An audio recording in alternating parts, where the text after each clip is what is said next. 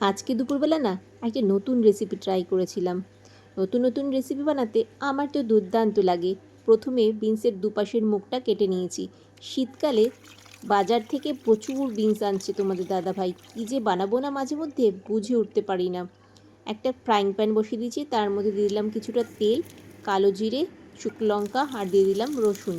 রসুন দিয়ে একটু ভাজা করেই বিনসগুলো এর মধ্যে দিয়ে অল্প নুন দিয়ে কাঁচা লঙ্কা দিয়ে একটু ঢেকে দিয়েছিলাম।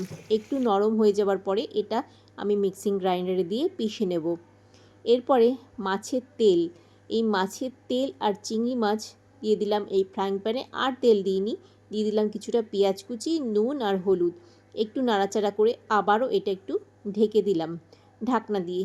একটু অল্প আছে এটা ভাজা ভাজা হয়ে গেছে, তেলটাও ছেড়ে দিয়েছে।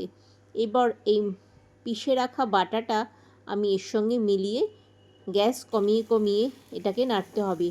অল্প পরিমাণে দিয়ে দিয়েছি চিনি, এখানে অনেকটা শুকিয়ে এসছে।